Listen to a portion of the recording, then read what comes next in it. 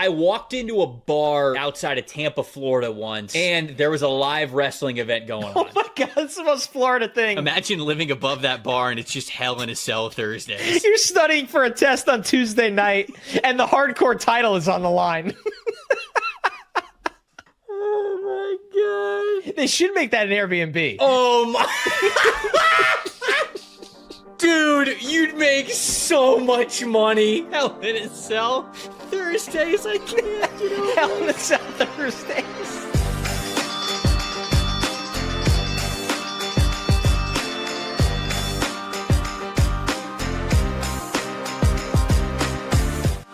Welcome to the opening bell of the NFL Stock Exchange podcast.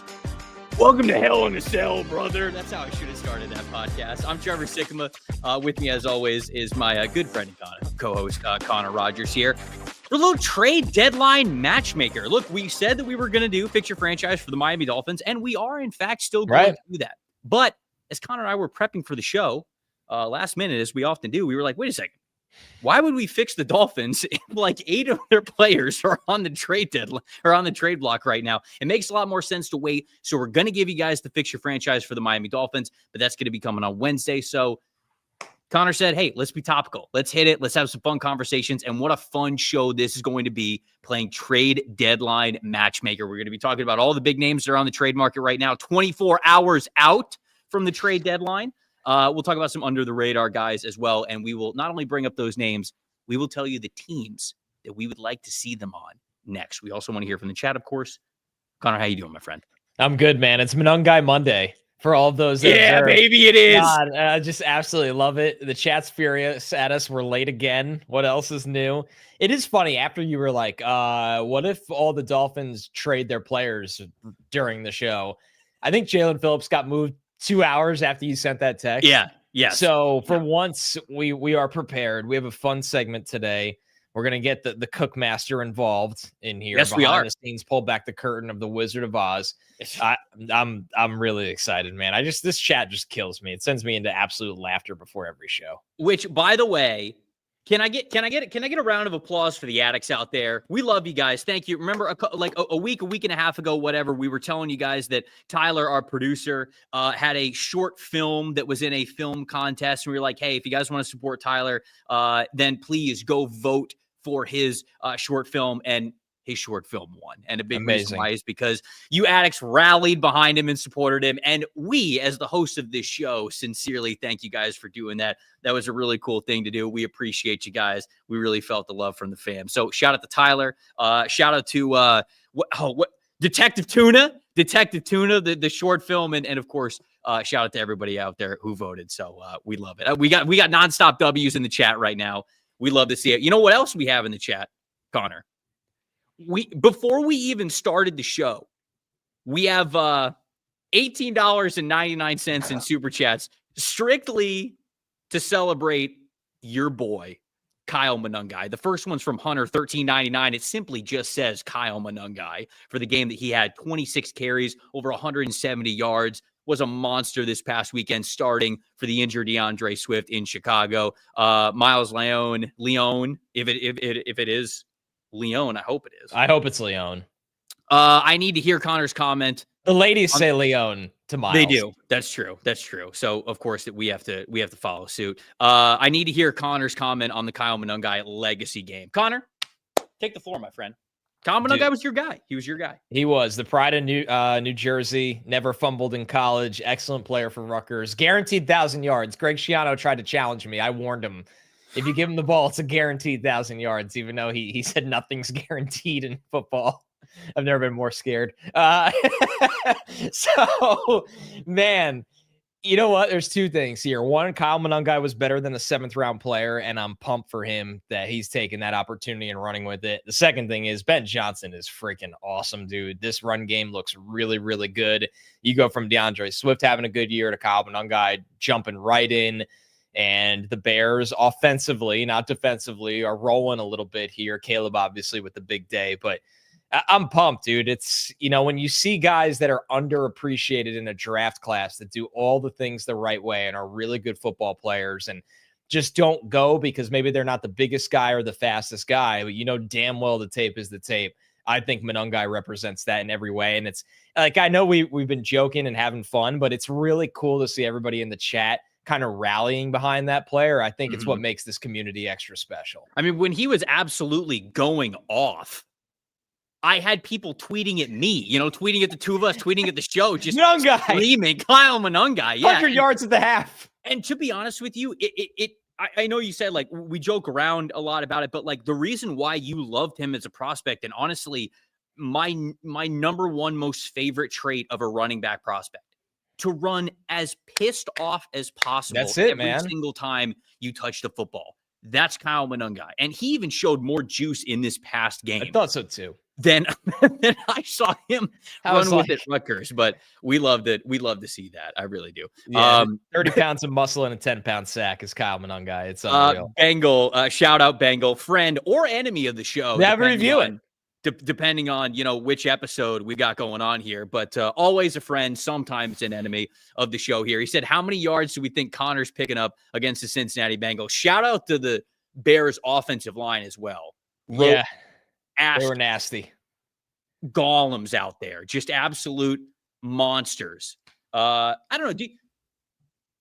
What's the challenge that everybody says? Do you think he could pick up 5 yards in an NFL game? How many carries? 10? You got like 10? Yeah. It depends what offensive line I have. If I'm playing the Bengals with the Bears interior, I think I could do it. I think you could do it. I think I could. You played lacrosse. You could do it. I just plunge forward with all my might. The only thing you have to worry about is, like, on carry 3, do I tear both my labrums? There's a chance. You might, but you'd get the 5 yards first. I would just, if I needed 5, I would just fall forward every time. I would never try to actually take a hit and die on sight. Bengal says you're getting at least 60. I mean, Bengal, which he watches his favorite team a lot, the Cincinnati Bengals, he knows that he loves that. He knows how historically awful they are. Bengal is a diehard Giants fan for all of those at home. He's also a Yankees fan in Texas. Probably loves his LeBron's Lakers. Probably just loves them. Come on, man. Now I he's can't getting help out of the stream. myself. Now he's getting out of the stream. We started off nice. No, I love Bengal. I really do. Bengals, we have a lot of fun. Everybody, I'm sure Bengal's got Bengal, what do you got now? Like over 500,000 subscribers? I think he has over 500,000. He's an empire. You guys Mr. Beast, Bengal. And honestly, I like Bengal more. I think he should have more subscribers than Mr. Beast. Yeah. The Bengal games coming up, the sponsored event. There you go. Put a random YouTuber against the Cincinnati Bengals. Can they get 5 yards and 10 carries? That's the Bengal games. You're telling me you're not watching? I'm watching every second of it. I think I am too, unfortunately. I'm a sucker for that stuff. We've already got one in the chat right off the bat. Tavondre, it says Swift. Means Tavondre Sweat. To the Kansas City Chiefs. Makes sense for a third rounder. I don't think the Titans are going to move on from Sweat. They've been a little weird about it, I think. You think? But do you think they trade him at this deadline? I don't think they're going to trade him before this season's over. So the problem, there's a non-zero chance, not a high chance, but the Titans are just like, why trade Jarvis Brownlee? Unless they just didn't like the play, like the fit. They are not afraid to trade players under team control right now that are viable NFL defenders. So I think Borgonzi just wants his own guys and wants to fill out the roster his way. That'd be great for the Chiefs. They could use a fat guy in the middle that 2 gaps. They really could. Dude, we were on the PFF NFL show, and somebody this morning, multiple people, in fact, can you imagine Jeremiah Love and the Chiefs? What are we doing? What do the Chiefs need? More help? How much help does Patrick Mahomes need? What do we got to give? We got to give the Chiefs Jeremiah Love? Would you be shocked? No, obviously, because it would be the smart thing to do, and it would make them unstoppable. And that was my first reaction to all that. Actual $2 super chat. We appreciate you. Said Brock Purdy on the market, maybe? Doubt it. Nah. No, guaranteed money in quarterback contracts like that is very funky. Ain't happening. Solancy, the $5 super chat, says the Bengals make me want to go only one side minimum. You never go one side minimum. Everybody knows that around here. Trevor's going to faint on sight. Tony, $50 super chat. Tony, man. Tony's too good to us. Tony is way too good to us. Glad to see you guys. Tony football focus. He said, glad to see you guys. It's been a soul-crushing weekend for me after the World Series. This is the first time I've been online since Saturday night. Couldn't miss the live stream. Well, we appreciate you, Tony. We're glad that we're ushering you back into the sports world. We won't spend too much time on it, but Lord have mercy. What an incredible Game 7. I hope I'm not even that big of a baseball guy. I'm glued. Great sporting event. It was incredible. I wanted, no slight to the Dodgers. Yeah. Although I was rooting for the Blue Jays, I wanted that Vlad Guerrero pop out in the ninth to go out so bad. Of course. What a storybook ending that would have been if that goes out. Would have been incredible. Yeah, great World Series. Even more eyes on baseball. Everybody was locked in. It was sick, man. By the way, you see that Jerry Jones, I think, went on the radio and yes, said that they made a trade, but he won't. Yes. Which they could legitimately be doing medicals, which is why he might not disclose it. But nobody's better at this. Or he could just be lying. He could just be lying. He didn't make a trade at all. Because then he can come out tomorrow and he can be like, he didn't pass the medicals. Yeah. We thought it was at the finish line, but it was at the 1 yard line. Sales guys love that. Yeah, we were trying to. It was at the 2 yard line. So somebody was talking to me about, you know what? We're going to get to this play in a second, so I'm not going to ruin it. You want to kick things off? We got a bunch of guys that we're going to get to. Guys, throughout the show, we would love to hear from you, not just super chats. We'll go back in the regular chat, of course. Doesn't have to just be a super chat, but we would love to hear you guys' thoughts, opinions on all these players that we bring up. So we're mimicking, emulating the GOATs of Michael Wilbon and Tony Kornheiser, who have been doing PTI for, good Lord, what is it, like 22, 23 years now? I don't remember life without it. I do not either. So they do a segment where it's sort of like a this or that segment where the voice of the producer behind the glass will come on and he'll sort of give them a scenario and they will either have like a one-word answer or they will sort of explain it in a certain answer and then they will go on from there. What we're going to do is we have 8 players that we are going to talk about specifically ourselves here, where we've got some graphics for it, spend a little bit of extra time on it. And what we'll do is Tyler is going to come, his voice is going to come onto the show, and he is going to bring up the player, and we're going to go 3, 2, 1, and then Connor and I are either going to hold up the note card, or if I have because I'm at the PFF studios, we have helmets for all 32 NFL teams. If I have the helmet around me, I'm going to hold up the helmet of the team that we want to trade for this player or where we would like to see this player go, and then we'll have a good conversation about it. So throughout this entire exercise, we would love to hear from you guys, whether it's going to be, like Breece Hall or Trey Hendrickson or like whoever it is that we're going to bring up here on the show. Fire off your answers in the chat. Yeah. We'd love to hear from you. Where do you want these players to go? We'll go back and forth to you guys for the next hour and a half doing all this good stuff. But Tyler, if you are ready, let's do. Emmanuel said Trev's camera is going to freeze right at every player.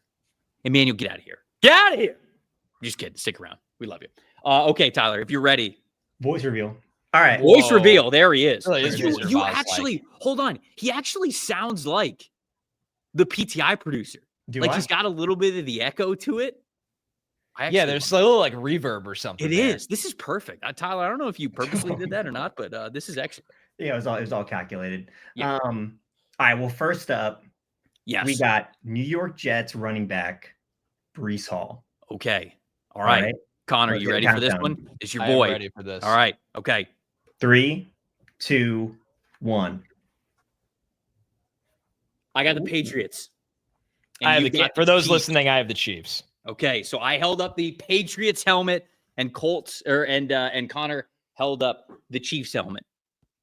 Connor, I'll let you go first. It would have been really funny if I grabbed the Jets helmet behind me. But would have been like a WWE thing, oh my God, he's staying in New York. He's staying. I'm not leaving. Listen, Breece Hall, which I really do think the Jets would not move him for anything less than a day 2 pick. It makes sense for when the Jets have a rookie quarterback next year to keep Breece Hall and have some support around that rookie. But the Chiefs should be all in because you have Patrick Mahomes, you have Andy Reid, you're a Super Bowl contender every single year. And I just think that they need to be more explosive in the backfield. They haven't been willing to give over the reins to Brashard Smith. And the thing that I think a lot of people that miss about Breece that don't watch him every week, and if you don't watch the Jets every week, Good for you. So I think that I think Breece is an unbelievable receiver that has been so significantly underutilized in his career as a receiver. He has amazing hands. He can win jump balls. He can transition from pass catcher to runner after the catch so smoothly. He's very dangerous in space. He's starting to get his legs back under him where he's got some breakaway speed again since the injury. It's been a while, but he's starting to show it. And I just look at Kansas City and think they're a team that would love to have him on the field for passing downs all of the time. Totally different player than what Kareem Hunt is right now. So for the Chiefs, to me, the price is worth it to go get Breece Hall, and I think he would explode in Kansas City's offense. Yeah, it kind of depends on what the price is here for Breece Hall. If it's going to be like a second or a third round pick, I don't know if the Patriots would do it. If it's a third round pick, that's an interesting price because the Patriots do have 2 fourth-round picks, I believe 1 fifth-round pick, and then I think they have 4 sixth-round picks. So if you are giving up a third and you have 2 fourths, I think you feel pretty good about that. I mean, if you can get a 4th-round pick for Breece Hall, I think that you do that all day if you're the Patriots. Yeah. Bengal in the chat said, can't let Travion Henderson touch the ball. I like it. That's their goal this year. And it is sort of funny / not. I would rather them just use Travion Henderson, but clearly, like he's kind of in theory, Travion Henderson. Yeah, if he really exists. I know he was in the doghouse earlier this year because of bad pass pro. Ramondre Stevenson has struggled with some fumbles. Travion Henderson has had a fumble or 2 himself. I want to be clear, like I would just give the ball to Travion Henderson, but it does not feel like the Patriots have that sort of faith. And if he can get into an offense with Drake May, the one worry that I have with this Patriots team right now is that it feels a little too Drake May heavy right now. And on the games where Drake May isn't, Drake May, as the chat would say, Drake May being the Drake May of Drake Mays all the time. Right. We've said that so many times here on this show, and it's obviously proven to be true here with his early NFL career. On the games where he's not Superman, I don't feel like they have a reliable run game to really lean back on. And when you have Breece Hall, you absolutely have that, like you said, as a rusher and a receiver. So I would love him. Certainly he would be great with the Chiefs as well, but I think that he would be great with the New England Patriots too. Yeah, I think it would be a different price. I don't think the Jets would want to give anyone a value to New England. I think there is no love lost between the organizations, starting at the top of both organizations with ownership. So that would be that would shock me unless they got ripped off. But I think schematically, and like you said, the little interest in playing Travion, yeah, they could use him as well. Matthew in the chat saying Breece Hall to the Chargers. I don't think they would do that. I mean, the Chargers need running back help right now, no question about it. But they've got Omari and Hampton coming back. Right. It would have to be very cheap to get Breece, and it's not right now. Right. Brian saying Breece to the Saints. For what? Well, a pick. But why would the Saints trade for a player right now? Right. They can't even get Alvin Kamara. Unless you just subscribe to the Mickey Loomis of "We'll never rebuild." We're always in it. We're always contending. Mickey Loomis is screaming, "Hold the line!" at 1-8. How much help does Tyler Shuck need? Yeah, that is ridiculous. I mean, that's just like that's as bad as Patrick Mahomes getting Jeremiah Love. Tyler Shuck getting Breece Hall. Who else we got? Anybody else here? Ooh, Brock says Breece Hall is Matt Forte with no help around him. That's high praise. Yeah, I mean, Breece he hasn't had the help. I mean, I totally agree. I think the Jets, if they keep him, are really hoping he could build off of what he did to the Bengals, where he just went nuclear. And obviously it's the Bengals, but that's how they want to play. Okay. Next one. Let's keep it rolling. Yeah. All right. Yeah. All right. I had to upgrade the mic real quick. All right. Sorry, y'all. Show off. Chris. Next up, we got Cincinnati Bengals edge rusher Trey Hendrickson. Okay. All right. Trey Hendrickson, chat. So tell us where you think either Trey Hendrickson is going, or look. The conversation right now is that the Bengals aren't going to move on from him for a first-round pick. Let's just say he does get moved. Where do you want to see him get moved to? So, Connor, if you're ready. Yeah, let's do it. I'm ready. All right. 3, 2, 1. Okay, I held up the helmet of the Indianapolis Colts, and Connor held up the card of the Buffalo Bills. Connor, go ahead. Why the Bills? Well, number one, the Michael Hoyt Achilles tear this week is just awful. Brutal, man. Awful. And Hoyt plays all up and down the line of scrimmage, the rare 300-pounder that could play stand-up edge. And the Bills, I've been saying, I think need more and more pass rush for a variety of reasons. Now, Hoyt is hurt. Landon Jackson, their third-round pick, has not been playing football for them this year. They don't really often make him active, so they clearly don't trust him. Joey Bosa has been really good, and they have a plan for Joey Bosa. Man, he was great against the Joey Chiefs. Bosa doesn't stay healthy through the course of an entire NFL season anymore. Hopefully he does for Buffalo, but even if Bosa does, adding Hendrickson only helps their pass rush on the edge. And you saw how good that pass rush was, having Mahomes, leading to Mahomes having a career-low completion percentage of 44.1 on Sunday afternoon. So for the Bills, upgrading any area of that front is key. Hendrickson would be really awesome for them, and I think there's a need there now as well.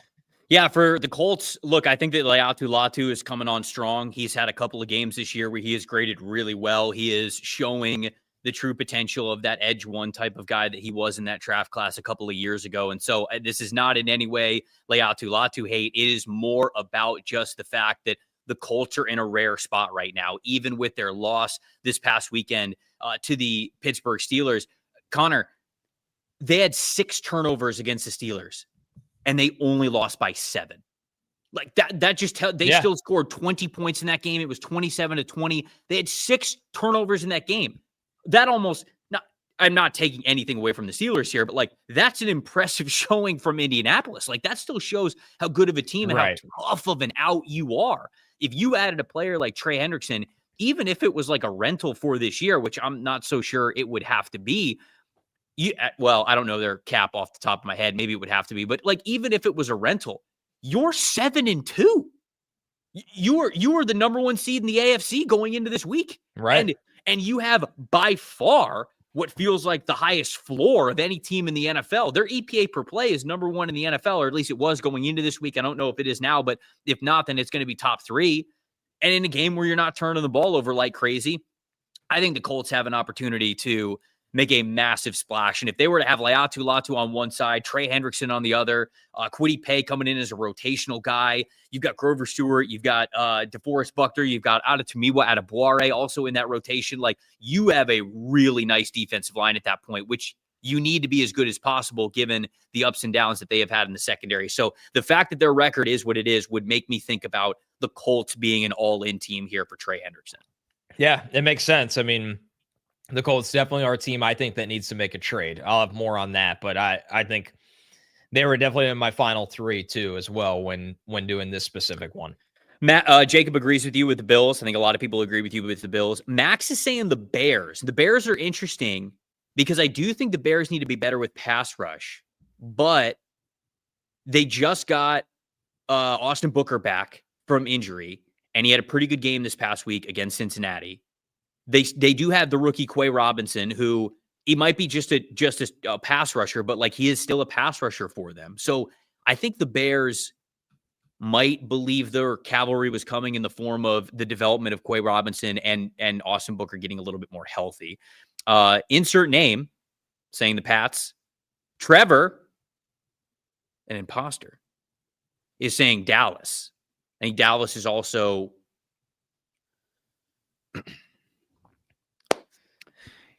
if the Dallas Cowboys traded Micah Parsons just to trade a first-round pick for Trey Hendrickson, I will become the Joker. That would be hilarious, and there's a non-zero chance. Dude, at the end of the day, it was just personal between Micah and Jerry. I think so. So, yes, I think that there's a very good chance Dallas trades for an edge rusher. Wait a second. Richard Clare saying Pittsburgh. Pittsburgh! How many edge rushers? Pittsburgh! How much help does Mike Tomlin need on the edge? It's going to be the theme of today's show. That's the theme of today's show. How much? How much pass rush help does Mike Tomlin need? You want James Harrison to come out of retirement? Trade to the Ravens? No way. There's no way they trade him to the Ravens. I know I just did the thing with the Patriots and the Jets with Breece, but Yeah. there's no way the Bengals trade Trey Hendrickson to the Ravens. No love lost there. A lot of love for the Bears. A lot of action for the Bears. The Rams, I don't think. See, take over LA. I can understand wanting to add a player of Trey Hendrickson's caliber, but like I just looked this up. Byron Young and Jared Verse are top 12 in the NFL in passers grade as edge rushers. So like those dudes are cooking. Byron Young has been quiet, like insanely underrated. There was never a wrong, roughing, just early, baby. Never wrong. Yeah, you were absolutely a Byron Young guy. He had a roughing the passer call yesterday that was egregious, shameful. So shout out to Byron Young. How much help do the refs need? Well, apparently. A lot more is the answer. A lot more. 75 more cameras and review every play. And then we'll start to be a finely tuned establishment. All right, next player. Who we got? All right, next up, we got New Orleans Saints wide receiver Chris Olave. Oh, wait. What? He's panicking. Yeah, I'm panicking. All right, we'll give Trev a second. Okay, all right. So Saints wide receiver Chris Olave. Let's hear it, chat. If Olave were to be on the move, where do you want him to go? Or where would you see it making the most sense for Chris Olave to go? Man, Olave, it's complicated with concussion history, right? Like if he didn't have the concussion history, one, I don't even know if he's being considered to be traded at this point. Right. But all right. So yeah, let's do Chris Olave. What do we got? All right, let's count it down. 3, 2, 1. All right, Trevor's got the Bills and Connor's got the Broncos. All right, I got the Buffalo Bills and you got the Denver Broncos. I think this is kind of what these are the two teams that I thought about the most here for Chris Olave. So talk to me about your thoughts of Chris Olave on this Broncos team. Yeah, I really like your pick for the Bills, by the way, because I do think they could use that number one guy. But with the Broncos, very weird year for their offense. Bo Nix, you watch him through 3 quarters, and so often nothing seems right with this offense. And then in the 4th quarter, they've just made magic happen over and over again. And there's been some big Troy Franklin weeks. Courtland Sutton is typically a reliable guy for them. I hope Troy Franklin continues to develop as he has this year because I liked him a lot in that draft. Pat Bryant is going to get there as a possession guy. Marvin Mims is hurt. I just think Olave would step in and be a true number one because of his separation skills and the timing in Sean Payton's offense, the timing with Bo Nix. I think Bo right now just needs that number one to lean on. And some teams have been able to take Sutton out of games. They really have. And that at times has sunk the passing game. Now they're trying to get RJ Harvey going as well. But I think the Broncos make it work with a lot of number 2 to 3-ish wide receivers. I think Olave comes into that offense and he is the undisputed number one, which is something, in my opinion, they just don't have. As much as I really like Courtland Sutton, Olave is a move for many years of Bo Nix's prime rather than just a rental move. You keep him in-house if you're the Broncos and make this move. Yeah, I wondered if Olave and Sean Payton overlapped in New Orleans. They did not. Sean Payton left the year, or I think a couple of months right before they drafted Chris Olave. So I wondered if there was a little bit of an overlap there. I wondered if that was the last draft class that Sean Payton had in New Orleans. It's not, but I do still think the fit is there. I think he becomes a more reliable wide receiver. It feels as though it is just sort of Courtland Sutton, and then they're kind of hoping week in and week out somebody else steps up, whether it is Marvin Mims, whether it is Evan Ingram, whether it is Troy Franklin, like one of those guys. And if you have Olave, I feel like Olave then becomes that solidified wide receiver too, and you feel really good about your passing attack and the talent that's there. The reason why I said the Buffalo Bills is because I do think that they are missing that vertical threat in the offense. I really do. Yeah. I think they've wanted Keon Coleman, or at times they have tried to use Keon Coleman as a wide receiver one type of a player. But I said this on the PFF NFL show earlier. We heard a lot of hype for Keon Coleman this summer. There were a lot of great like training camp clips of him, and there was a lot of hype of like, wow, he is just absolutely dominating training camp. And then we get into the season, and especially with Maxwell Harrison hurt, you go, oh, was he just beating up on bad corners that the Bills had?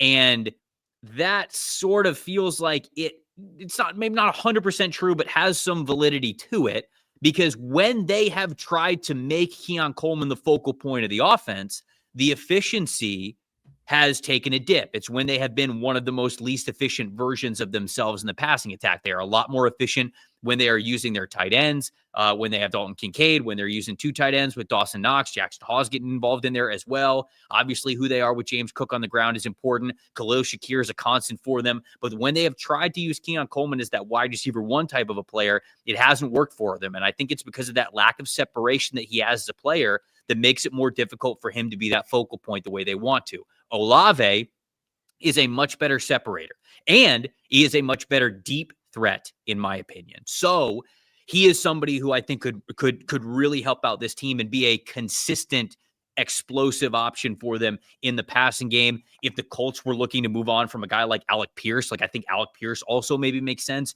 here for the Buffalo Bills for similar reasons. If you want a little bit of a discount there, we'll talk about Rashid Shaheed in a little bit, but like sort of that's a little bit of the same conversation too. But that to me is, I just feel as though the Bills need to unlock their passing game a little bit more by getting players who are a little bit more open. Joe in the chat, Son in the chat, they're both saying the Steelers. Drew is saying the Steelers. Colin is quoting Wolf of Wall Street saying, I'm not effing leaving, so we've got that here. Ooh, Jags. Scrubber Ducky 500 going with the Jags. Does that mean they're moving on from Brian Thomas Jr.? Yeah, because Travis Hunter, when healthy, is going to play a lot of receiver. Yeah. Got a lot of Bills here. Got a lot of Steelers here. I'll talk about the Steelers and a receiver a little bit later in the show. Right. Pats, Emmanuel saying the Pats. I think that's another one, right? We talk about the Broncos and the Bills, but the Patriots potentially.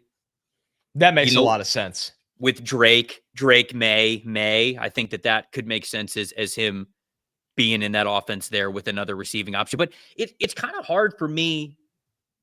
Let's see. I don't want to be a hypocrite here. Did I have the Patriots with any of these wide receivers? No, I didn't. Okay, I can say this take with my full chest. It's hard for me to see the Patriots adding another wide receiver because they're pretty good with the diversity of wide receivers that they have. And they haven't even really gotten Kyle Williams involved yet. Not at all. Well, Kayshon Bouttie's hurt, so they're going to try to get him going now. Right. But like what I'm saying is like he's there. Yeah. Then in theory, long term, Jalen Polk. No. Wait. Polk's on the Saints. Yeah, Polk's on the Saints now. God, I keep forgetting that the Polk's. It's weird because he's just being stashed away there while hurt. Well, yeah, because he's hurt. And I always in my head I was like, you can't trade players who are hurt. And he got hurt early, but then yeah, you can. So he's not there either. All right, the Kyle Williams point stands. I'm gonna stand on that one. Maybe I didn't say it with my full chest, but half the chest. All right, yeah. Anything else on Chris Olave? Or we go to the next one? No, let's do the next one, and then maybe we'll do some super chats. And then we'll fire off some super chats. Yeah, that's a good way to do it. All right, next up, we got Carolina Panthers running back Chuba Hubbard. Oh, okay. All right, Chuba Hubbard, the running back for the Carolina Panthers, who signed a decent contract. What did he sign it for?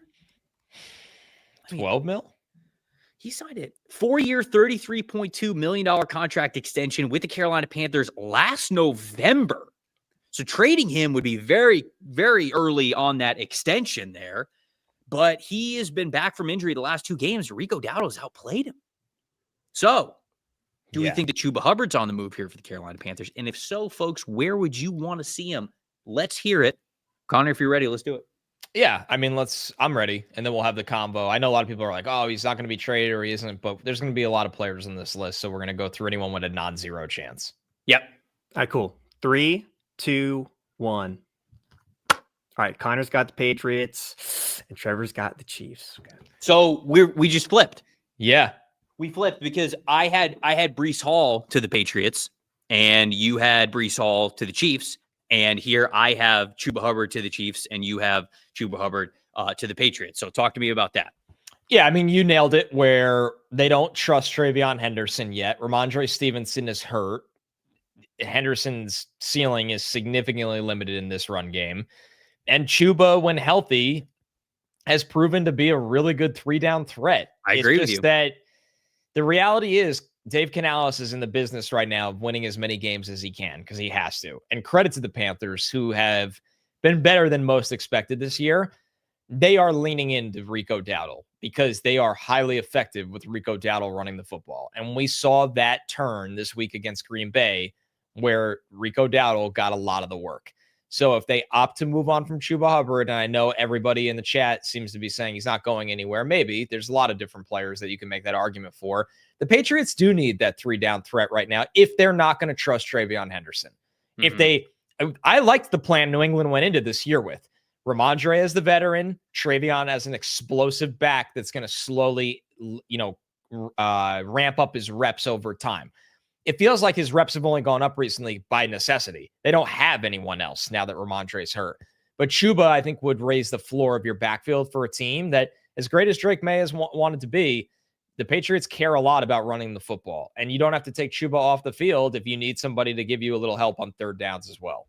Jellyboy33 in the chat is saying the Texans make a lot of sense for Chuba if he's available. I also think that makes sense because the Joe Mixon injury, I don't really understand what happened. Like, it was. There's no reason to think he's playing this year. There's no reason to think he's playing this year. And then, like, if we're moving on to the next year, like, I don't know, he just missed the whole year with a weird foot injury. How much faith do you have in him moving forward? So I wonder if they would consider this, if they'd pick up the phone and they'd feel like this is more just an investment for the future. Because it feels like the Texans, especially, I don't know what CJ Stroud's status is going to be after taking that really hard hit and being in concussion protocol, but I think Texans are a good one to think about here. Ultimately, like, I do agree with most of the chat. I see you guys, Carolina Panthers fans, we're not trying to take away your good players. Connor said this at the top, and I do agree with him. I don't think the Panthers are really in the business of moving their players. I think it is much more likely that Chuba Hubbard stays because they're sitting here at 5-4. They've got a stretch where they play the Steelers and the Falcons next, and then it's the Niners and the Rams. They have a bye week, and then it's Saints, Bucks, Seahawks, Bucks. And so, like, the Panthers at 5-4 have to feel like they're in a better spot than maybe even they thought that they would be going into the season. I just and here's the other part with the Chuba Hubbard trade or potential trade. He was going to be in a 2-back system anyways, right? Like, they just thought that it was going to be him and Jonathan Brooks. Yeah. And then Jonathan Brooks got hurt again. Right. And so it's Rico Dowdle who steps up. So all that to say, I'm with Connor. I don't think he gets dealt, but these are two spots where, and I like the Texans call as well. I really do. Those are the teams that should at least be calling Carolina to say, hey, Rico Dowdle's been pretty good for you. You can go, we'll take that Chuba Hubbard contract off your hands if you want to get out of it. And I think the contract part of it is why this is worth the conversation. I do ultimately think that he probably does not get moved. Super chats? Super chat mania. Let's hit it. You first. Go ahead. All right. This one from Yanni. Thank you, Yanni, for the $5 super chat. Drake May. Speaking of Drake May, Connor, when are you and Sims going to have the convo about him having May as QB6? So Sims has already been pretty transparent that I'm pretty sure he's been transparent that he was low on May, and he's been super impressed with the mechanical adjustments he made. Sims is as high as anybody on Josh McDaniels as a coach. Sims has been around Josh McDaniels a lot in his football life. So, I'm not going to speak for Chris, but I'm sure it's a combo we're going to have more of. And I've worked with Chris a long time. He's one of my favorite people I've ever met in this industry. If there's anything about Chris, he is one of the most, like, he came up with self-scout thyself. So he will, yeah. So, like, he will like always talk about his misses as much as anyone in the industry. And I respect the hell out of that. Josh, a $20 super chat. I heard Tyler's cooking up a short film about an all special teams episode. Well, if he's not, he should be. I love it. You realize that you saying that means that we then have to watch special teams guys. Kickers, long snappers, punters. Here's my top 25 long snappers for the 2026 NFL draft. Man, the velocity and airtime on this guy. The RPMs that this dude gets just firing it between the legs is just incredible. Peter, back to reclaim his title of pro Peter focus, says Kyle Drake, Kyle Manungai, May Manungai. That's how you use your super chat dollars, folks. William, $5 says, does Carolina make a move by tomorrow's deadline after beating the Packers? I don't think they make a move because there's sort of so much hanging in the balance for them of what this offseason is going to be. The coverage unit's playing really well. The front is playing good in run defense. They still need those pass rushers to really step up for them. The wide receivers are playing good. I think they're getting what they need out of Xavier Legette. We've seen what they can be when they go into 12 personnel. The offensive line's playing well despite having multiple injuries, and the running backs are playing well. I don't think that Carolina is going to make a move. I think you're going to be one of those teams that just kind of stays where they are, stays the course, sees where they're at the end of the year. The next one from Moof. Audric Estime walked so Kyle Monangai could run. I absolutely love that. Yeah, I agree. Yeah. Whisk $5 super chat. I think Green Bay should sell Dobbs and Enigbare at the deadline. Am I crazy? Dobbs should go for a 2 to 3 and Enigbare for a 5. I'm not going to pretend that I follow everything that's going on in Green Bay. Dobbs would be the receiver I would trade the least. I agree. He's the most consistent guy. Yeah, and Jordan Love has by far his best production and his best passing grade when throwing to Romeo Dobbs. He is the player who I actually would trade the least on that team, especially with Tucker Kraft now out. Like if Tucker Kraft is out and if you take Romeo Dobbs off of this team, the volatility is way too big for what they're passing attack. I'm with you all the way, Trevor. I also think, and this is no shot at you, Wisco, I do this too. We naturally overestimate what players bring back. Nobody's trading a 2 for Romeo Dobbs. And if I'm wrong, I'm wrong. No. But that's just the NFL trade market is so like watered down in terms of what you get back. It's crazy. So the next one from Carson L. Thank you for this $2 super chat. When do guest mock drafts start? Usually in March. We'll start those. Yeah. You'll have to deal with just Trevor and I doing mock drafts every other week for a couple months. Maybe we'll start a little earlier this year, depending on what kind of guests we got. If Bengal's still in the show, Bengal. Welcome back. Could very well once again be part of the mock draft, the guest mock draft series. Our Sports $2 super chat said thoughts on Roger McCreary to the Rams. I like it. McCreary was up and down for the Titans, so obviously it's not like this big splash move, but the Rams needed cornerback depth anyways. And to be honest with you, I like the fact that he's going to the Rams because look at what the Rams are doing with Emmanuel Forbes. Forbes is like a cast off at this point. Forbes is like, oh, this guy can't play, he can't produce. And now he's playing well for the Rams. So I like the move for McCreary. I think whatever McCreary's best is, it feels like we're going to see it in LA. The McPain train, thank you for the $5 super chat. As a Brewers fan, it was inevitable. It happens every time unless you are the Mets. I'm sure this was during our World Series talk. Yeah. So I don't fully know what this is in reference to. Maybe to the Dodgers winning. I don't know. I'm sorry, though, what Pete Alonso did to the Brewers 2 years ago. Yeah, great, Pete Alonso. Brendo, $5 super chat. He says Jonah Coleman over Jeremiah Love. I don't agree with that stance, sir, but I'll fight to the death. You're right to say it. I don't think anyone loves Jonah Coleman more than me, and I don't agree with that take. But yeah. Jonah Coleman, though, RB2. He is a damn good football player. RB2. Brooks Marchant, thank you for the super chat. We'll be having my middle school students watch Joe Alt film in remembrance. 3-page essay on Alt's impact on the play action game due Friday. You, sir, is what America needs our teachers to be. Yeah. So thank you for your service. Kino, $5 super chat. We'll do this one, and then we'll get back to the trade deadline matchmaker. The Bills should go get Rashid Shaheed. They have Shakir and Kincaid for the middle of the field. Josh needs a vertical threat. So obviously the same exact conversation that we said there with Chris Olave and why I wanted him on the Bills. It makes sense that Shaheed would also be that player, which is a really good segue into the next guy that we're talking about. What a fantastic transition. We are going to talk about Rashid Shaheed as the next wide receiver here, right, Tyler? That's right. Next up, we got New Orleans Saints wide receiver Rashid Shaheed. Okay. I don't have the helmet for this. I have a Galaxy Brain one for this, so I'm very, very excited to talk Rashid Shaheed. Also on the Bills front, I feel like that was their intention when they signed Josh Palmer to decent money, but I know he's been banged up. That's just my 2 cents. Okay. All right. Let's talk about Rashid Shaheed, chat. Where is Rashid Shaheed going here at the NFL trade deadline? Tyler? All right, let's count Count her down. down. 3, 2, 1. All right, big brain. We got the Rams from Connor and a big W. We got the Washington Commanders from Trevor. Correct. Nice. So I'll just say this one really quickly. The Commanders don't have a lot of draft picks, right? They don't have a second round pick. They don't have a fourth round pick. So it would sort of take some creativity to get Shaheed. But I think the problem is that Terry McLaurin is the only vertical threat that this team has right now, and the rest of the roster is old and not athletic enough.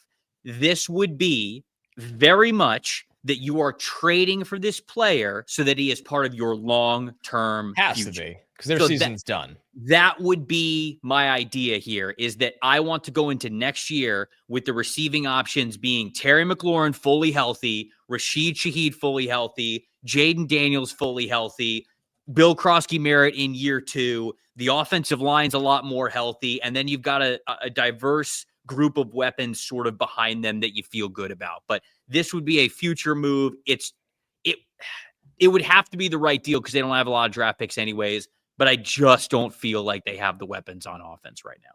Yeah, and for me with the Rams, I think their 11 personnel could be the most dangerous in football. Matthew Stafford, to me right now, is the MVP of the league. I know the odds, understandably, have it Josh Allen, who I have no problem with him being the favorite. Mahomes and Drake May are ahead of Stafford. Stafford is plus 550. But if the Rams roll out Devontae Adams, Puka Nacua, and the speed of Rashid Shaheed and their balance of the run game and what they do at the tight ends, I don't think there's any way to stop them offensively. And the Rams, very savvy move, have an extra first-round pick from the Falcons trade of the draft. So if the Rams trade a day 2 pick for Rashid Shaheed, who cares? You have 2 first-rounders. So you're not going to feel losing a day 2 pick for another player. I hope the Rams go all in at this deadline. They are one of my favorite teams to watch in the NFL right now. Kagos is saying, does he realize that Shaheed is 28? I realize that. This isn't necessarily like a get younger type of a move, but it would be, it's one of these things where I can't totally criticize what the Commanders have done over the last calendar year because they were hitting the gas pedal with Jaden Daniels still on his rookie contract. I'm not ready to just blow all of that up yet. I'm still, I think that they got hit hard by the injury bug. Clearly, they have to be so much better in the secondary, but I don't really know if you want to be in a position to just absolutely blow it up and totally waste the last 2 or 3 years of Jaden Daniels' rookie contract with him playing as well as he has the ability to play. So not necessarily this gets the roster younger type of a thing, but it is more of I want to have Rashid Shaheed while he still has that speed to him for the next 2 to 3 years while Jaden Daniels is on his rookie contract, because then once you're signing Jaden Daniels to that franchise caliber contract where he's getting paid a lot of money, you're totally revisiting how your team is structured anyways. So that was my thought process there. But we've got a lot of people who are saying, hey, the Bills, the Steelers, I think that those are absolutely teams that are in play here. But I have a couple of other names for the Steelers. The Bills get everyone from the chat. Every player has gotten the Bills. Well, yeah, obviously. How much help does Brandon Beane need to acquire? He's way too young for the Commanders model. Maybe that's true. Maybe that is true. Yeah. All right. Okay, who's next? All right, next up, we got Cleveland Browns tight end David Njoku. Okay. Cleveland Browns tight end David Njoku. All right, Connor. Where is David Njoku potentially going if he gets moved? Chat. Let's hear from you. Tyler, go ahead. All right. 3, 2, 1. All right. Trevor's got the Jags and Connor's got the Packers. All right, Packers. I mean, do I really need to say it? The Tucker Kraft replacement? Well, yeah, and Njoku plays on the line of scrimmage. And what you love about Tucker Kraft is, of why I think he was the best tight end in the NFL this year, is that he is incredible on and off the line of scrimmage. And I don't think, credit to Luke Musgrave, I think he's gotten better as a blocker than I ever thought he would be, because I just did not really like him very much. I just thought he was kind of just a big receiver that needed so much work in there.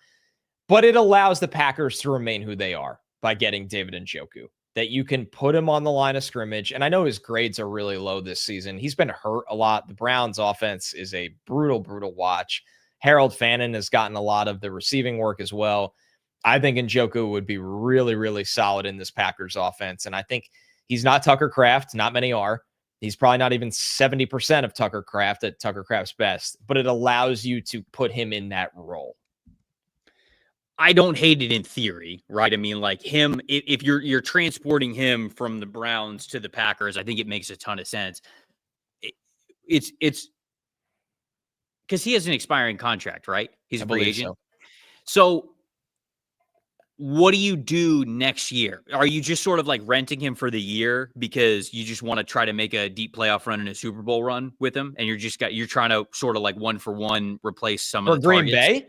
Yeah. Oh, yeah. Green Bay has to be thinking, and I know it's tough to say after yesterday, but if you're internally Green Bay, you got to be playing for a Super Bowl this year. You traded for Micah Parsons.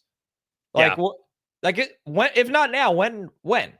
I think way too many people are like, oh, it's not time for the Super Bowl contention yet. People are so afraid to just say it. Well, you traded for Micah Parsons, so yeah, it's time. Right. So rentals are okay, especially when you lose. You can't replace Tucker Kraft, but you also can't just throw out what you got on the roster right now. You're going to have to do something. And I think David Njoku is a very good player in this league. It's just a matter of how healthy he is. Some people in the chat are talking about the Buccaneers. I think that he would be fundamentally a good ad for the Tampa Bay Buccaneers. I just think that the Bucs are quiet at the trade deadline. They just don't do a lot. You're right. It's kind of Jason Light just does not like to trade his draft picks. And why would he when you look at how well he is drafted over the last 4 to 5 years? So I think that the chat is right on in recognizing teams that could use an upgrade at tight end, but I think they like Cade Otton, and I just don't believe they're going to move a draft pick for a tight end. Me saying the Jags, I like when this offense is getting the tight ends a little bit more involved. And they've got Brenton Strange. They've got Hunter Long. If you're adding David Njoku into that mix and he can be that tight end 1, tight end 2 for you, he could play in the slot. He could play on the line of scrimmage. He is truly that versatile tight end that Liam Cohen loves to get in there with heavier personnel. And they've already tried to emphasize multiple tight ends, even with Hunter Long being the second tight end that they're trying to go after. So especially with Travis Hunter now down for the next couple of weeks, Brian Thomas Jr. not playing super well this season, I think David Njoku is a perfect fit for the way that Liam Cohen wants to stay balanced. Now, the Jags traded their first rounder for Travis Hunter. So they have their second rounder. They have 2 third rounders. I think. Has to be a day 3 pick for an expiring David Njoku. But they have 2 fourth rounders and then 2 fifth rounders, I think. So I think they have the day 3 capital to move this if they would want to. But I think fundamentally that would make a ton of sense for the Jacksonville Jaguars. Man, you notice since Brenton Strange went down, you miss him. Like watching them, I'm like, damn, Brenton Strange is really good. So depending on where that injury is at, obviously for the long term, and even if you got Njoku, you still playing with Strange. I like where your head is at with this one. I think this would definitely make sense. Before we get on to the next player, we're an hour into this, which means like 40 minutes late to Tyler telling me to remind people that if you do not subscribe to the podcast, we would love for you to. We would love for you to be a part of the Addicts. We get to do shows like this and a lot of other things that pertain to NFL draft prospects, player rankings, the mock drafts, all of that really great stuff. And we would love to have you along for the ride. Obviously, you guys see how much we love the chat and doing these live shows. So if you have enjoyed any of the content that we have done, whether it's this video or videos in the past, and you aren't subscribed, we would love for you to be a part of the Addicts. So appreciate you guys. Okay, who do we got next, Tyler? All right, next up, we got Indianapolis Colts wide receiver, A.D. Mitchell. Okay, A.D. Mitchell. Very interesting. Sort of on the outside of that lineup that has Josh Downs and Tyler Warren and Michael Pittman Jr. and now Alec Pierce when he has come back. So he's sort of just on the outside looking in. Where do we think could be a good fit for AD Mitchell? Chat, let us know. I got my helmet right here, so we're good to go. All right, let's count her down. 3, 2, 1. All right, Connor's got the. They both got the Giants. There it is, baby. No brainer. Bagel says literally anywhere else. Well, how about New York? You said it's a no-brainer. Talk to me about it. Right. I am not the biggest AD Mitchell guy. I think he just drives you nuts with his inconsistencies going back to him as a prospect. But if they're going to move on from him, this has to be a buy low for a team because of just that it hasn't worked there consistently yet. And I think this is a team that's going to pay Alec Pierce. So I don't know what the role is for Mitchell. For the Giants side of it, it shouldn't cost a lot. It should be a day 3 pick. And this is an evaluation year for the Giants that have the reps to play him, which is the key right now for Adonai Mitchell. Darius Slayton has not been good. Obviously, Malik Neighbors is out for the year. There's so many snaps open in this wide receiver room for Jackson Dart that has been able to extend plays, but who can he throw the ball down the field to? So if this is truly an evaluation year right now, and Jalen Hyatt's done nothing, I see the chat going off on that. I think that the Giants are a good place to evaluate him. You're not going to trade for Adonai Mitchell if you're a contender because you can't trust him. And you're not looking to evaluate a young player that's been wildly inconsistent when you're trying to make the playoffs. Right. The Giants are not. The Giants are not making the playoffs. The Giants are trying to help Jackson Dart as much as possible and figure out what's in the best interest for the Giants next year. So, and I'm sure, Trevor, considering we have the same exact team, I'm sure your line of thinking is pretty similar. Yeah, I think that it is very similar where it will. I do not think it'll cost you a lot to go get AD Mitchell. I think 6th rounder. Yeah, something like that. I think that a change of scenery could be good for the kid. I think that the Giants are in a situation where the rest of this year is kind of gone, right? You saw that this past week, they just don't have the juice. No Cam Scatterbo, no Malik Neighbors. Jackson Dart is out there doing everything that he can. I have so much respect for Jackson Dart and how he is able to come in and play right away, and he's playing to a pretty good level as a runner and as a passer. He is doing everything that he can for this team, and he is playing better right out of the gate than I thought he was going to, hence where I had him ranked outside of my top 100. So he is playing very well, and I'll be the first to say that and recognize that from him. But he just doesn't have enough. You're right. Jalen Hyatt has not done anything for them. Wan'Dale Robinson is an underneath receiver, and he's a free agent this upcoming offseason. Darius Slayton has not been worth the contract extension that they gave to him. Go take a flyer on AD Mitchell, because if you hit it with AD Mitchell, then all of a sudden you've got Malik Neighbors, you've got AD Mitchell, you've got Theo Johnson at tight end. You feel decent about that, and you got Cam Scatterbo coming back as well. Like you feel a lot better about where this is if you somehow hit on AD Mitchell, who is a talented player, just like you said, a frustrating and an inconsistent one. So I like that move of him going to the Giants. Some other people out there said the Falcons. I think the Falcons absolutely need another wide receiver too as well. Darnell Mooney has not been the player that they have needed him to be. No. And I think that we saw that this past week with the Patriots, where Drake London went nuclear in that game, and they still did not have enough diverse passing weapons. Dude, Drake London went insane in this game. The Falcons were 1 for 10 on third down. 10% on third down in this game. And they lost to the Patriots by 1. By a missed extra point. Literally. And that is because Drake London went insane in this game. I could see the Falcons wanting to take a flyer on AD Mitchell to see if they maybe have something there, but those are the two teams that I would think of, the Giants and the Falcons. Yeah, I like the Falcons call out a lot.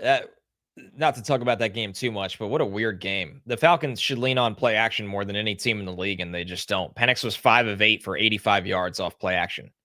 Like the threat of Bijan is so good, and they just don't lean into it. I don't understand, but yeah, I would take a flyer on him there as well. A lot of Saints thoughts from people. Is that a Mickey Loomis joke, or is that? I don't know. Maybe they're saying, oh, it's Felix who keeps saying the Saints a lot, but maybe the thought process is Tyler's just flashing every single time Felix just said the Saints. The chef has a very good sense of humor. He does. We appreciate him. And of course, a great culinary expertise. Yes, that's right. Of content. Emmanuel said subscribe. How much the help does the podcast need? That's good. That's fair. We earned that one. Damn, a lot. Emmanuel, a lot of help. Awesome. That was awesome.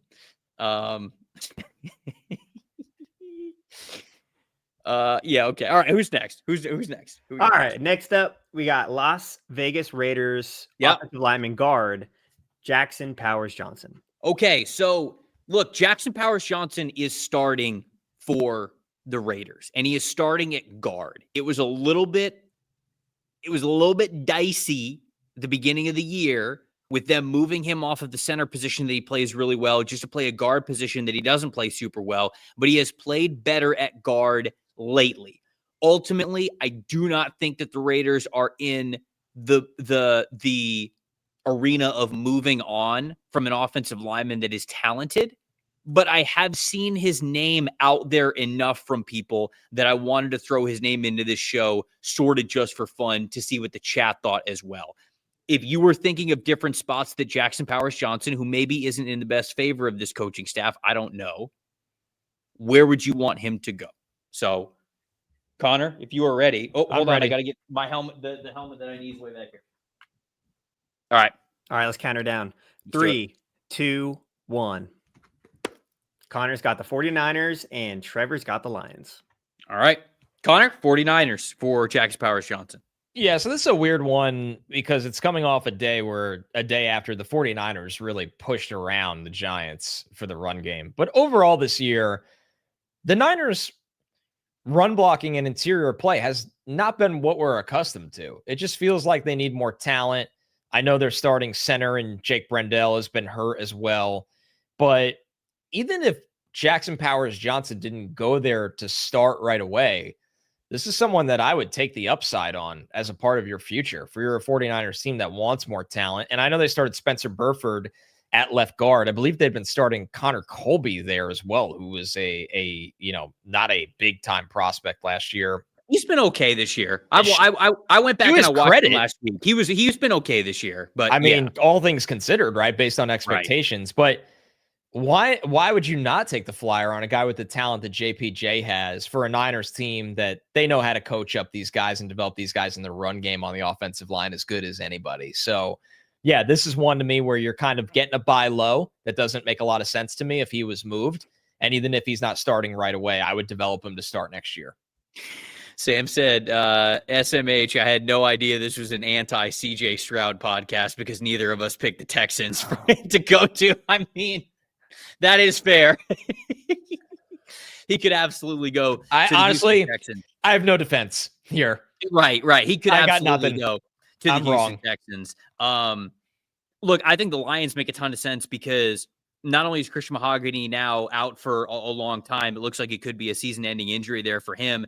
Graham Glasgow is at center, and I think that they really feel the fact that Frank Ragnow is not in the middle of that offensive line anymore. And Jackson Powers Johnson, in my opinion, would then get to start at center, which is what I feel as though has been his best position all along. I know some people in the chat are saying the Ravens, but Ravens have Tyler Linderbaum, so Jackson Powers Johnson would be traded from his spot where he's a guard to another team where he's a guard. Maybe they would do that, but I think it's much more likely that if he's going to fetch the value that the Raiders would even consider trading him, which I don't know what it would be, but it would probably be to a team that wants to get him in at center. And then if you're the Lions, then you have Tate Ratledge, then you have at guard Jackson Powers Johnson at center, and then Graham Glasgow you could put at guard in Christian Mahogany's spot. So if they have the opportunity to do that, I think that would be nice. But Austin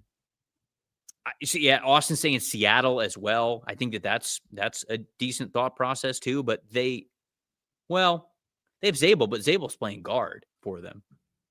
Maybe. Yeah, you might be onto something. Know, Jim.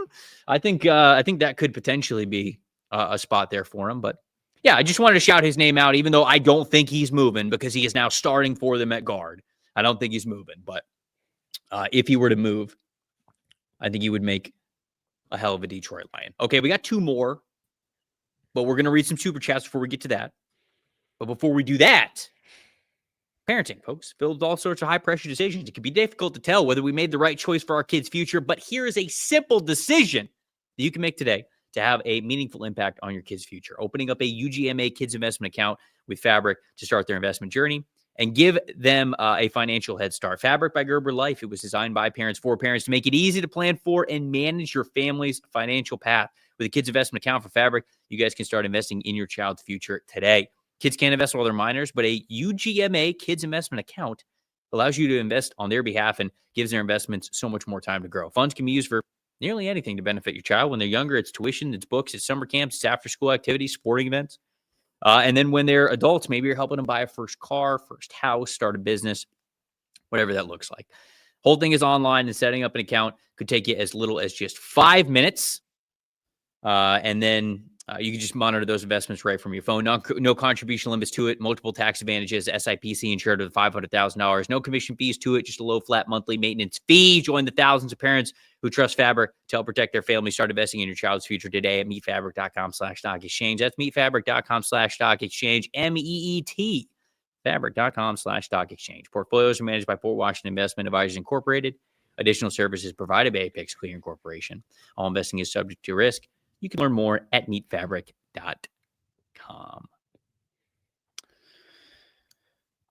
Super chat. That was a good read. Thank you. Appreciate it. All right, QJ Good ad Smith. read day. Shout out to my Panthers. We need Max Crosby or Bradley Chubb for more pass rush. Derek Brown needs to be in the DPOY conversation. He's unstoppable. Thank you for the super chat, QJ. I mean, listen, Derek Brown's been sick. Derek Brown is awesome. JC Horn is awesome. Yeah. I don't. Every time we get excited for a Max Crosby trade, it feels like the Raiders are like, no. No, he'll never. You can't have him. He'll never have him. They'll never move him. I'm sure Bradley Chubb is available. They'll never move him because he doesn't want to leave. Like, he's like Raider Nation for life kind of. Yeah, dude. He's like, I will retire here. I'll retire. I actually love that from him. Understandably, not a lot of athletes are like that anymore. I think it's pretty cool. Alvin Kamara's like that with the Saints too. But yes, to QJ's credit, I think that Derek Brown will not get the love that he deserves in the Defensive Player of the Year conversation. I don't think he will win it, but he is truly the anchor and the engine that makes that defense for the Panthers go. He's awesome. Child, the $2 super chat, as he often does getting in the show. Goatmeyer and Caleb, quote unquote, Goat Williams. Crazy weekend. Crazy weekend indeed. Continue to cook, Chav. Forest Man 47, thank you. Anyone else think it's a coincidence? It's not a coincidence. Jerry Jones claims the Cowboys made a move, and Mike Hall tweets and then immediately deletes trade from X. Interesting. Could be, could not be. I can't get inside the mind of a Jerry Jones. No, it's a dangerous place. Don't want to do that. Andrew, an OG addict. Can't stick around, but curious, what are the Bucs going to do with Cade Otton? Do they make a move for Andrews or Njoku? Do they extend him, or do they draft one? I think they're a lot closer to extending Cade Otton than they are drafting his replacement or going out to trade for his replacement. I think they like him. I really do. Mike Greenberg stayed there this offseason, right? Correct. They have a plan of how to keep everyone. They're like the best at it. Yep. So Anthony from Harlem, shout out to you, man. The Patriots can have Michael Clemens for 2 first-round picks. I agree. Kylan, $5 super chat says, for the love of God, what did the Chargers do to deserve this? What is Joe Alt? That's just the Joe Alt? Okay. I thought we said it's a lifetime. It's a lifetime of injuries. Is it just Joe Alt? Listen. Joe Alt's going to be healthy next year. Rashawn Slater's going to be healthy next year. Omarion Hampton's going to be healthy next year. We're going to cook. We're going to get there. Kyle. Gray Firewolf 12. Thank you. How much for the Pats to trade Gonzalez to the Rams? 2 first-round picks.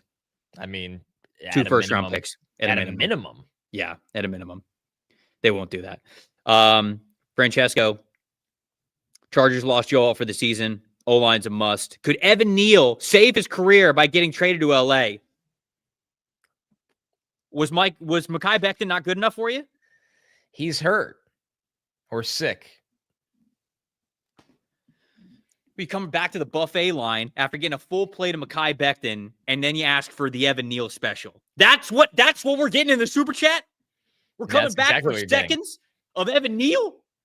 You don't want Evan Neal. I understand coming back for seconds for prime rib. But Evan Neal. For seconds for Evan Neal. That's a lot. I don't even have horseradish sauce on the side. Carson L. Thank you for the super chat. Just dropped a log while eating an Uncrustable. W? Yes, I washed my hands after, Trevor. Nicely done. You can't read that on the show. I'm Ron Burgundy. I say it every week. It's up to the chef to decide what gets starred and what doesn't. If he stars it, I read it. If he doesn't, I don't. Oh, Retro $5 super chat. What do you think about Chuba Hubbard trade with Rico taking the ones now and absolutely balling out? Yeah, we broke it down. A little bit about Chuba. I don't think he gets dealt, but Patriots and the well, hold on, the Patriots, the Chiefs, and the chat shout out the Texans as one of those. So, Chad Brennan, thank you. Late to the party. What's the biggest need for the Jags, and why is it defensive back? We talked about tight end a little bit for them. Obviously, getting a corner wouldn't, or a DB in general wouldn't hurt. But maybe like a cheaper corner. Yeah, they kind of just have to play better though. Like they have Monteric Brown, they have Jerry Jones, they traded for Greg Newsome. Yeah, at some point, like you just kind of just have to play better. That's right. Breathing Black and Gold says, "Who's your favorite Steelers trade fit?" No spoilers. I have one. Me too. Yep. So sorry, you got to wait, but I like it. We're gonna get to unified on this one. Maybe. Ross $5 super chat says, any offensive tackle help for the Chargers with all out for the year with the season-ending ankle surgery? I mean, good offensive tackle ain't available. They're never around. I hate to be that guy, Ross. Good offensive tackles, they're not available unless, again, you wanted to take a chance on Evan Neal. Yeah, who we don't even know is a tackle anymore. Don't know. We've had multiple Chargers fans super chats asking about Evan Neal as a potential get for the Chargers. Just shows how in pain they are. And I feel I'm sorry, guys. I really do. See, thank you for the super chat. Should the Giants make any moves before tomorrow to help Dart, or should they continue to suffer? Well, I said Adonai Mitchell, and so did Trev. So that was the one move that like actually lines up with where they are in the deadline. So. And again, like if they wanted to get more aggressive than that, like if you wanted to consider Olave and then you know that you're going to trade him or you're going to extend him, then next year in theory you have Malik Neighbors, Chris Olave, Cam Scatterbo for Jackson Dart to be able to play with. So all right. Let's rapid fire through these and then we'll do the last two trade candidates and we'll see where we are. Rapid fire through the super chats or through the trade? We'll keep going. We have a good pace right now. Okay. Axel $5. Is there a player that the Seahawks could trade Boye Mafe for? I don't think they're paying him, and they're deep enough to trade him. On the edge. Well, teams need pass rush help. So if you, I think the Cowboys could trade for him. Colts, Cowboys, Commanders would have, but I don't. Yeah, that ship's gone again. Unless maybe you're thinking sort of the logic that I had with Shaheed, but even that is like maybe. I wouldn't do that for Mafe. Maybe the Cowboys. Maybe the Cowboys is my answer. Requetch Scott, you can make an all-pro team of former Jets. Maybe for another day. My heart doesn't have it in me right now, but sadly. Fredo $5 super chat. Missed the notification for the live. Can Atlanta trade for a coach that has a win rate above 50%? Hey. You can trade for coaches. You can trade for coaches. Yeah. I think the answer to that question has to be yes. Yeah. Crimson, thank you for the super chat. I agree with the trade options for the Bills, but how would they pay players like Hendrickson, Olave, Shaheed with their current cap? It's a great question. Their cap situation is a sardine can right now, how tight it is. Cap's fake. Cap is fake. There's always ways to maneuver it. Push money, kick money. I don't Ask know. Mickey Loomis. Yeah, it's true. It's true. Let's see. $10 from Anthony from Harlem. Again. Reposting. Trevor, the Pats can have Michael Clemens for 2 firsts. I love this. He's manifesting. I'd trade Breece to the Phillies. Get out of here.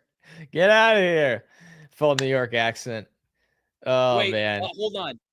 But would you trade Michael Clemens to the Patriots for 2 first-round picks? But would you trade Breece Hall to the Patriots for a 4th-round pick if it also meant that Michael Clemens also went to the New England Patriots. Very good structure of a deal that has me considering it, but no.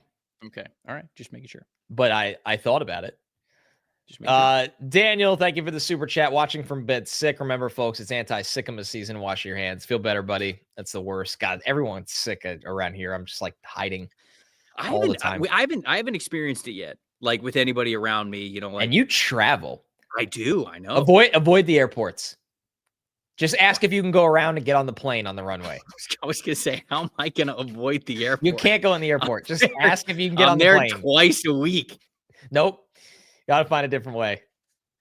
$5 from James. $5 from James Lou. Is there anyone on the Commanders that they could sell off with their season being, truly cooked now? Here's to the live stream while at work. Oh yeah, James, love that. Don't get into too much trouble, or do. Yeah, it shows your dedication as an addict. No, your boss is watching the show too. They're not gonna come up. HR is watching the show. Yeah, 100%. You're fine. Everybody at HR loves us. Is there anybody that the Commanders could sell off? No, I don't love it because Austin Eckler's hurt. That would be like the one guy where they're not going to trade Ertz. I don't think Jaden Daniels and Cliff love him. Like it's just, I think Ertz is just going to keep playing there until the wheels fall off the bus. I don't think they're trading anybody. I can't really think of anybody that they would trade that has like substantial value. I mean, Lattimore tore his ACL last night, right? He did, unfortunately. Yeah. Maybe Frankie Louvu, because there's a lot of teams that need linebacker. But if they don't have Frankie Louvu, what do they have? Bobby Wagner, who's like 37. Yeah. So I don't think they're going to make a move. Chad, thank you for the super chat. Okay, Jags' biggest need might be interior defensive line and a new jugs machine, so the wide receivers will stop dropping the ball. I like that. Nice. I like that. Got to upgrade the jugs machine. Jeff, $2 super chat. Calais Campbell to the Bucks. What do you think of that, Trev? Yeah, be sick. Calais is awesome. Yeah, he's going to play football forever. Dusk Wolf, thank you for the super chat. Can the Packers trade Matt LaFleur at the deadline for his play calling failures? In all seriousness, do the Packers need corner more or a tight end? I had them getting David Njoku. Yeah, you did. Yeah. Two more here before we get back to some of these players. Sports Debate Arena. Do you think the Dolphins might be desperate enough for corners, O-line, backup QB to give Waddle for Russ, Neal, and Deontay Banks? It's a joke. He's a Giants fan. Oh, okay. He's taking out his trash for Jalen Waddle. Oh, man. This is, by the way, I love this. That list got worse as we went on with the names. New York Sports Media, New York Sports Radio, this is what the phone calls sound like. Hey, Mike, first time, long time here. What do you think of this trade idea for the Dolphins? The Giants get Jalen Waddle, and we trade Russell Wilson, Evan Neal, and Deontay Banks. I'll hang up and listen. Thanks, Mike. That's what every sports radio call sounds like. You don't even have to hang up and listen. We're already cutting you off when you say Deontay and can't even get through Banks. It's amazing. It's amazing. It's entertaining. You've heard a lot of New York radio. I can tell. Oh, my goodness, dude. It's wild. Wild. Sam Zimmer. Thank you for the super chat. Last super chat here. $2 super chat. Riq Woolen, Jermaine Johnson to the Bears. That's actually a good segue. Yep. Yeah, speaking of Riq Woolen, next is. up here, we got the Seattle Seahawks cornerback, Riq Woolen. Okay. All right. Sam's not going to be happy with my answer. I'm just letting him know. No, Sam's not going to be happy with my answer either. All right, go ahead. Let's hear it. All right, chat. Riq Woolen's been on the trade block for like a month, so I know you got takes on where their cornerback Riq Woolen would go. So where's Riq Woolen going? Let's hear it. All right. Are we ready to go? 3, 2, 1. All right. Connor's got the Colts and Trevor's got the Vikings. Told him I wasn't going to like my answer. Okay. Colts trading for a corner. What do we think, Connor? Yeah, Colts secondary needs help. Obviously, they've dealt with injury and struggles and all kinds of things. And this would give them not only depth, but a guy that could potentially even start for you at some point. I mean, the Colts defense, you could argue, could use a little more pass rush. It could use a little bit more cover help. And Riq Woolen, I mean, you see the tough cover grades this year. He's definitely a little bit more name value than actual playing value. I think fans love Riq Woolen because he's big, he's athletic. He kind of was a big surprise this rookie year, and it's tailed off a little bit under Mike Macdonald in this system, while a lot of other guys have taken off, to Mike Macdonald's credit. But for the Colts, I think they should be kind of monitoring the defensive backs that become available in this market with how that secondary has struggled this year, despite the rest of the team playing really well. Yeah, he actually played well last night. He was pretty dominant in the Seahawks win over the Commanders. So if that was the last game that he played in a Seahawks uniform, I mean, he went out on a good note. But yeah, he's just, to me, I agree with you completely. I think his value is in his name, and I think his highlights, his best moments, rather than his consistency. It's hard to be consistent at corner anyways, but I do think he is an up and down corner. Now, I like him for the Vikings because the Vikings have been really up and down in the secondary anyways. That is an area of their team where they have been trying to get better for a little bit, for a little while now. Obviously incredibly tragic with the death and the passing of Kyrie Jackson when they drafted him. But like, Riq Woolen is kind of the player that they wanted in Kyrie Jackson, like this bigger, longer, athletic corner. And so, like, if they're still searching for that build of a player, Riq Woolen does make sense there. So they're still struggling at the position. That was the mold of a player in which Kyrie Jackson was. And so if they're still sort of searching for that type of a corner and a player, I think that the Vikings could be interested. And it's been rumored that they've been interested for a corner. It's a really good call. And I totally had forgotten about that for a while. It's really sad to revisit. I think this is a player that could very well be moved, by the way, with the amount of teams that need defensive back help and the fact that he's kind of fallen out of favor there. Although you said last ironic, he might have played his best game this year. Could be his last game of the season. And, contract year as well. Rental kind of player. Hunter said Connor nailed it. And I was like, all right, what did Colin say? And Colin said, Riq Woolen is the Christian Watsons of Richard Sherman's. You know what? It's not insane. It's not crazy. It's not crazy. It actually made me kind of think. Bork said, please stop helping the Colts. Well, that's it from me. I'm done helping the Colts. For now. Yeah, for now. Yeah, all right. Who's the last one? One more.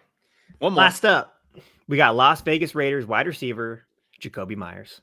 Ooh, that's a good one. Okay, all right, Jakobi Meyers. Jakobi Meyers, chat. He's been on the block for 2 weeks. Looking for a new home. Way, he would have been traded over the summer.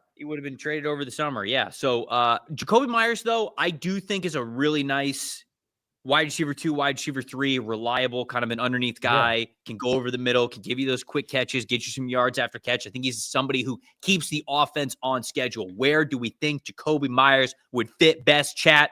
Let us know. Tyler, count us down. 3, 2, 1. Flip them. All right, no-brainer. Steelers and the Steelers. There it is. I forgot that they only have the logo on one side of the helmet, so that's on me. And the chat largely agrees. Yes. A lot of Steelers here. Listen, this is an offense that, with Aaron Rodgers, the ball is out quickly. In yesterday's win over the Colts, it was 2.33 seconds. The yards per attempt was under 6 yards, despite them winning. Jakobi Meyers is an excellent possession threat. He's reliable. He's smart. Rodgers demands a lot of his receivers. Jakobi Meyers would be able to handle all those mental asks of him. And you know where DK can play, and it's easy to kind of envision and plug in Jakobi Meyers into this offense. And Jakobi Meyers isn't going to cost you what a Chris Olave is going to cost you as well. Yeah.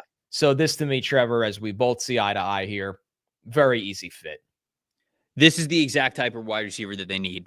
And I was sort of hoping that would be Roman Wilson, but it is clearly not Roman Wilson for them. So Roman Wilson can, I think, be a little bit more of the 1-2 punch as a vertical wide receiver with Calvin Austin if they're able to get Jakobi Meyers. And to me, he is that underneath guy that they need. So DK Metcalf gets to be the wide receiver 1. Pat Freiermuth gets to have his same role in this offense. Jakobi gets to be the guy who they need to go to on second and short to grab a first down, or third and short on a first down, or maybe second and long when they need somebody to get them within a third and manageable situation. And right now they just don't have that other wide receiver on the roster. And so I agree with everybody in the chat. A lot of people are saying the Steelers. A lot of people, Jelly Boy saying the Patriots, ironically. But I think that a lot of people are saying that the Steelers make a lot of sense. So a lot of them agree with this here. Jeremy is Jakobi Meyers. And so I think that's a good shout out. Colin is saying, let Jack Bech play. I'm with you. I agree. I'm with you. Jack Bech has got to get involved in this offense, man. Come on. Yeah. I'm so surprised it hasn't happened. He did not play a snap yesterday. Andrew said in all caps, Allen Lazard to Pittsburgh. Did that actually happen? It should. I'll drive him. Did that actually happen? No, it didn't. Are you sure? Have you refreshed the timeline? Has it happened within the next 5 seconds? Twitter is not confirming that. Yeah, you're right. I'm sorry. I didn't. The second that Allen Lazard got traded, you got notifications on for anything Allen Lazard. So I should have trusted you there. Admittedly, I don't have notifications on for any Twitter account. Do you? No, neither do I. No. Okay, I guess because you're a sane human. No, yeah. That'd be shout out to Kofi for this, who I've followed Kofi on Twitter and Instagram and YouTube or on TikTok because he's hilarious, but YouTube as well. But he had a TikTok the other day. The only notifications that I have on are like ESPN, Sleeper, and like the fantasy ones. And it's like, hey, your player's in the red zone. And the skit that he had was like, all right, are they going to score? And they're like, nah, they're not going to score. It's like, all right, thanks for letting me know. That's a tough way to live. Shout out Kofi for that. Okay, we got a couple minutes left here on the show. If there's somebody that we didn't talk about, or like a team, a specific topic, fire it off in the chat. Super chat or regular chat, doesn't matter. We got 2 more super chats that we're reading here. Roe, $2, said, give Jaden Daniels my weenus, meaning the elbow. The elbow, people. Yep. The elbow. Calm down. And then he said 4 and 13. Tyson or Bain. Yeah, good plan. I like it. Yeah. They could use Ruben Bain so badly. Their edge pass rushes. It doesn't exist. Dante, thank you for the $20 super chat. $20. Why does it make more sense for a losing team to acquire a draft pick instead of players from trades or free agents? If teams like the Jets want to build for a future quarterback, why not get some players from other teams? I think this is a really fair question. And I think to answer it truthfully, 1, totally fair point, if possible. 2, a lot of the players that are given away for these swap of picks, not all, but a lot, are just on expiring contracts. So the teams look at it and go, well, if I have to spend money this offseason, I can't factor them into my compensatory pick formula. So I'm gonna trade them now to get something before I don't get anything. Mm-hmm. And obviously, if you're a team like the Jets or you're building like the Giants are a great example. We had Adonai Mitchell going there. You're looking for guys under cost control, which actually it's interesting you bring that up. The Jets haven't done that on offense, but they've done that on defense 3 times this year. They traded for Jawan Briggs from the Browns. He's under team control for next year. Jarvis Brownlee under team control for next year.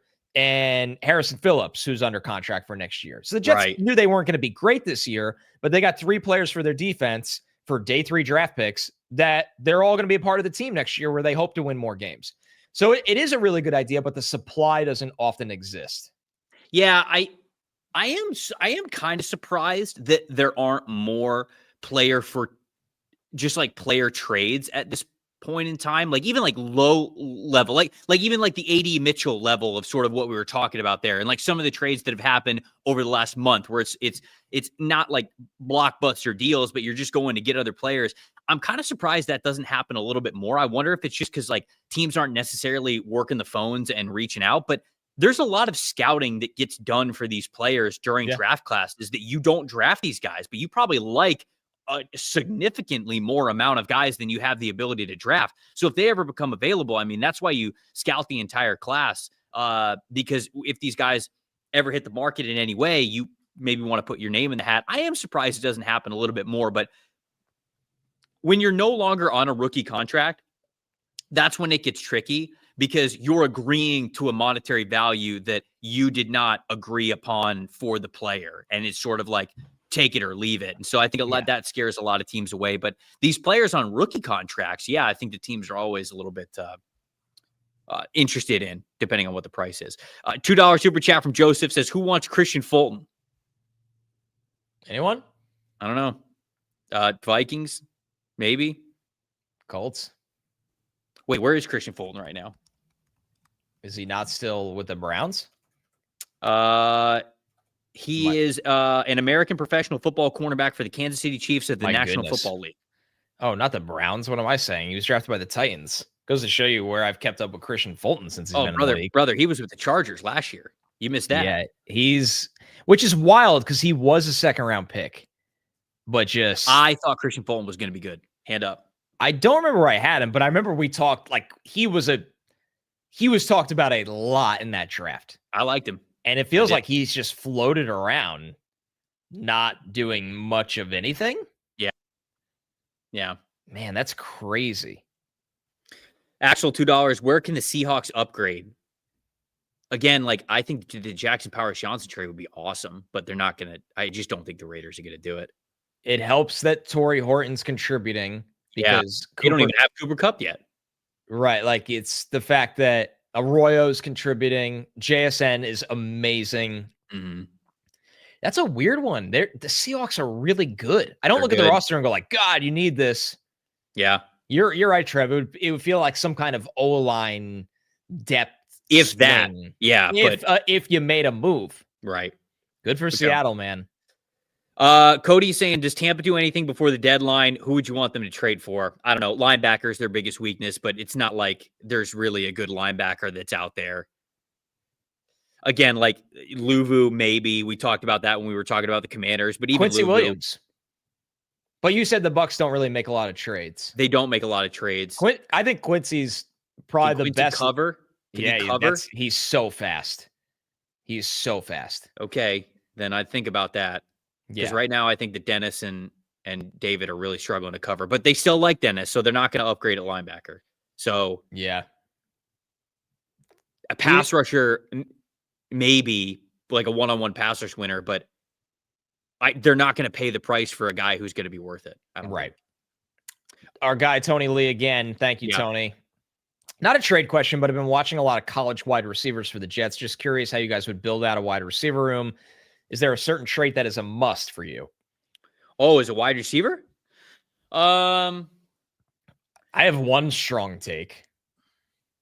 Go ahead. I would never build a wide receiver room of just small wide receivers. Well, sure. Yeah. No, but teams do that. The Dolphins did it. Well, the Dolphins did it with guys who run 4-3 flat. Yeah, but there's plenty of teams that don't have any size at wide receiver. And then you pay a premium to go get that. I think that I do have a way I'd build a wide receiver room. I need a true perimeter threat that can play above the rim and pressure and block. And you have to have at least one wide receiver that is on the line of scrimmage, can block for you, X type of beat press. Yes. Yeah. Right. Yeah. And then you build everything else around that. Sports Debate Arena just was like, look at the Bills, kind of all slots. They tried getting that guy in Keon Coleman. Mm-hmm. But he can't get away from anyone. Right. So it's so tricky because there's a premium on bigger wide receivers for a reason, but there's also a miss rate on them because a lot of them can't separate. Right. So that's why when you go find, like, this is why T. Higgins got all that money. Nico Collins, right? It's Mike. I mean, Mike Evans is an outlier. Like, I'd never want to say, like, go find Mike Evans. There's no Mike Evans. But that's why Mike Evans is so freaking valuable. I would say that separation is the trait that I lean on the most when it comes to wide receivers. But even then, like, I love Drake London. He doesn't really separate. George Pickens didn't separate a ton when he was at Georgia. These guys are just monsters at the catch point. You just have to be a monster at the catch point. So I think my answer to that question is the trait is separation. But when I'm making an exception for you, you have to truly be elite at it. Yeah. So, Brendo, $5 super chat. What would we'll read these two more and then we'll get out of here. What would be some good players for the Ravens to target? And then tell me what garbage special teams player we actually trade for. Man, what would the Raiders go for? Ravens.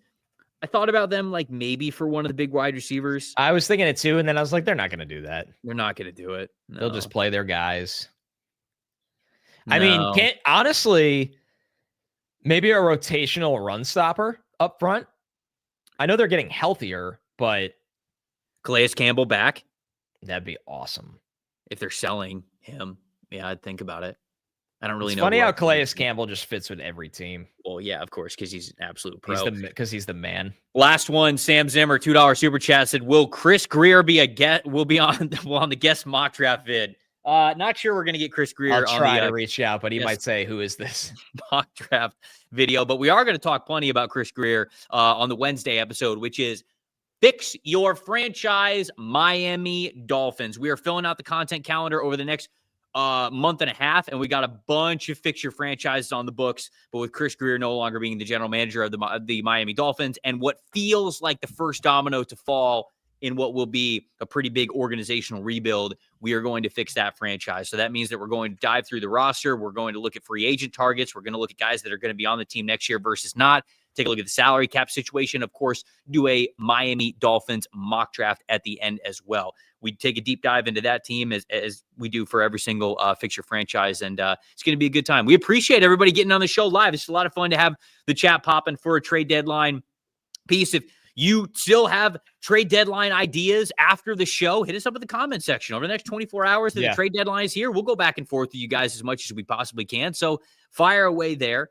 You can follow the show on all the socials at NFLSE Show. You can follow us at Tampa Trey, at Connor J. Rogers. Connor, anything else before we get out of here? One more. Thank you, Zoltz, for the $10 super chat. Was extremely shocked last week when Demetrius Knight Jr. wasn't on the negative return on investment list after yesterday. The whole Bengals defensive rookie draft class might be the worst ROI ever.